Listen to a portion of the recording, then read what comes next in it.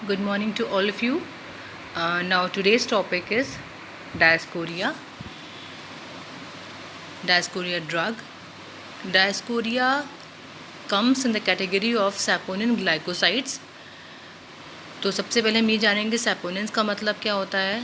Saponins ऐसे compounds होते हैं, ये एक नेचुरली अकरिंग कंपाउंड्स हैं जो कि हमें ग्लाइकोसाइड्स की तरह उनकी जो सिमिलैरिटी होती है वो ग्लाइकोसाइड की तरह ही होती है, और वो कुछ कुछ properties soap like properties show करते हैं। मतलब जैसे नॉर्मली सोप जब हम वाटर में मिक्सअप करते हैं तो वो फोम प्रोड्यूस करता है, ऐसे ही हमारे जो सैपोनिन ग्लाइकोसाइड्स होते हैं उसकी जो बेसिकली हमारी ड्रग है, अगर हम ड्रग को वाटर के साथ मिक्सअप करेंगे तो कुछ ना फोम लाइक स्ट्रक्चर वो प्रोड्यूस करेंगे।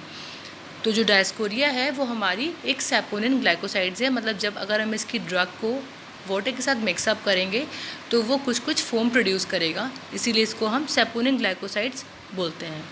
ठीक है, तो ये हमारा डायस्कोरिया का मैंने आपको फोटोग्राफ दिखाई है। यहाँ पे डायस्कोरिया प्लांट है ये हमारा। अब हम आते हैं इसके कंटेंट्स पे। हमें डायस्कोरिया के बारे में क्या क्या स्टडी करना है वो ये हमारे दैट इज़ सिनोनिम्स, उसके अदर नेम्स क्या हैं। नेक्स्ट इज़ बायोलॉजिकल सोर्स, उसको हम कहाँ से ऑब्टेन करते हैं, किस प्लांट से ऑब्टेन करते हैं, उस प्लांट का बोटानिकल नेम क्या है एंड उसकी फैमिली क्या है। नेक्स्ट उसका geographical source. Geographical source means कि हम उसका कल्टीवेशन, कलेक्शन, उसका प्रोडक्शन कहाँ कहाँ पर कर सकते हैं, कैसे कैसे क्लाइमेटिक कंडीशंस उसको चाहिए होती हैं। नेक्स्ट इज़ मॉर्फोलॉजी, जो भी हम प्लांट पार्ट आपकी ड्रग में यूज़ करते हैं, जो भी हम plant part as a drug उसको यूज़ किया जाता है या उस पार्ट में हमारे फाइटोकॉन्स्टिट्यूएंट प्रेजेंट होते हैं, उसके हिसाब से हम उसकी मॉर्फोलॉजी मेंशन करते हैं। Next is microscopy. माइक्रोस्कोपी हम इंटरनल स्ट्रक्चर, जैसे हमारे पास अगर फॉर एग्जांपल लीफ की बात करेंगे तो हम ट्रांसफर सेक्शन ऑफ लीफ देखते हैं, उसके इंटरनल स्ट्रक्चर लीफ के बारे में कि क्या क्या है। नेक्स्ट उसका अगर हम रूट या राइजोम की बात करते हैं तो हम पाउडर माइक्रोस्कोपी परफॉर्म करते हैं, तो रूट एंड राइजोम के बारे में, उसके इंटरनल स्ट्रक्चर में क्या क्या कंपोनेंट है कब प्रेजेंट होता है उसके बारे में हम स्टडी करते हैं। Next is chemical constituents. Chemical constituents, उसका मेन फाइटो कॉन्स्टिट्यूएंट क्या है, उसका मेन एक्टिव कॉन्स्टिट्यूएंट क्या है। Next point is chemical test. Further कौन कौन से केमिकल टेस्ट हम इस पर परफॉर्म करते हैं। नेक्स्ट पॉइंट इज़ यूजेस, क्या क्या उसके यूजेस हैं। और लास्ट इज़ कॉमर्शियल एप्लीकेशंस। तो सबसे पहले हम आते हैं इसके सिनोनिम्स पे। जो हमारा डायस्कोरिया ड्रग है उसका सिनोनिम है yam, YAM, that is yam. Next हम आते हैं उसके बायोलॉजिकल सोर्स पे। तो जो हमारा डायस्कोरिया है उसके बहुत सारे स्पीशीज़ हैं। जीनस हमारा डायस्कोरिया है, स्पीशीज़ उसकी डिफरेंट है, और जो उसकी फैमिली है वो डायस्कोरिएसी है। तो इसका जो पूरा बायोलॉजिकल सोर्स है वो ये है, it consist of tubers and rhizomes of wild species of genus Diascorea, that is Diascorea deltoidi, Diascorea compositae, Diascorea floribunda, belonging to family Diascoreaceae। जो डायस्कोरिया यहाँ पे वो हमारा जीनस है, डेल्टोइडी, कॉम्पोजिटी एंड फ्लोरिबंडा ये हमारी स्पीशीज़ हैं। डायस्कोरिया की अलग अलग स्पीशीज़ हैं। इन स्पीशीज़ में क्या डिफरेंस होगा कि जो हमारा इसका बेसिक एक्टिव कॉन्स्टिट्यूएंट है या बेसिक फाइटो कॉन्स्टिट्यूएंट है उसका जो परसेंटेज होगा वो अलग अलग स्पीशीज़ में वैरी कर सकता है, जिसकी वजह से ये प्लांट सैपोनिन लाइक एक्टिविटी या कोई भी एक्टिविटी शो करता है। तो बेसिकली जो डायस्कोरिया है उसका हम राइजोम्स एंड ट्यूबर्स यूज़ करते हैं, जैसे कि मैंने आपको फोटोग्राफ में दिखाया है कि ये rhizomes and tubers and Dioscorea के इनकी जो प्रॉपर्टी होती है वो एक सोप लाइक स्ट्रक्चर होता है कि इसको अगर हम सिंपल वाटर में मिक्सअप करेंगे तो वो एक फोम प्रोड्यूस करेगा। ओके, नेक्स्ट हमारा है जियोग्राफिकल सोर्स। अब डायस्कोरिया का हम कल्टीवेशन, कलेक्शन, प्रोडक्शन किस किस कंट्रीज़ में होता है, कहाँ कहाँ पर करते हैं, और अगर इंडिया में होता है तो कहाँ कहाँ पर होता है वो हमने यहाँ पे मेंशन किया हुआ है। तो various species of Dioscorea grow well in India, China and Central America. Next point is the plant grows wild in the western Himalayas. Next point, many government agencies and pharmaceutical industries have started cultivation of Dioscorea in Tamil Nadu, Karnataka, Jammu and Kashmir, west Bengal and Maharashtra. आपके India के बाहर हम India में, China में, central America में इसका cultivation कराते हैं, इसको ग्रो कराते हैं। और हमारे इंडिया में कुछ गवर्नमेंट एजेंसीज़ ने एंड कुछ फार्मास्यूटिकल इंडस्ट्रीज़ ने डायस्कोरिया का cultivation Tamil Nadu, Karnataka, Jammu and Kashmir, west Bengal and Maharashtra में स्टार्ट किया है। नेक्स्ट हमारा आता है इसकी मॉर्फोलॉजी।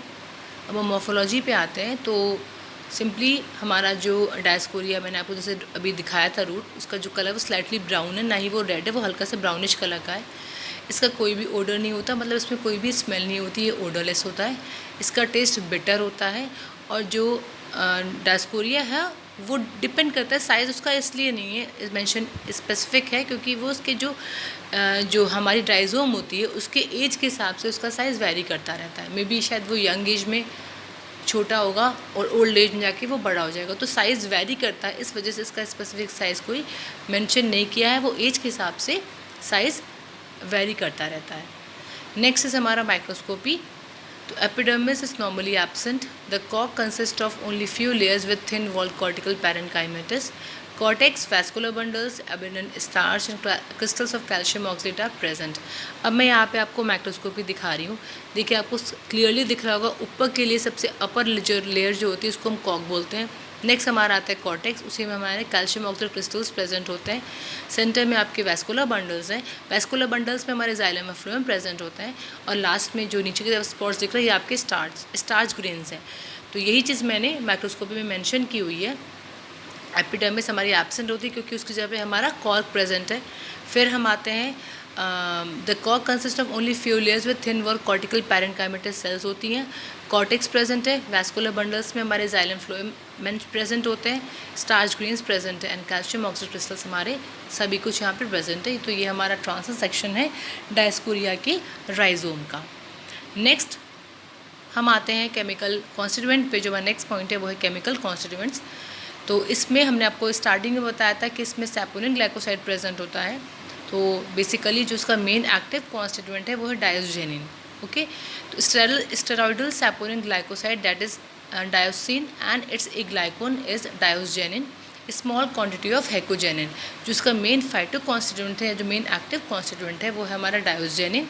कुछ परसेंटेज में हमारा हेकोजेनिन भी इसमें प्रेजेंट होता है।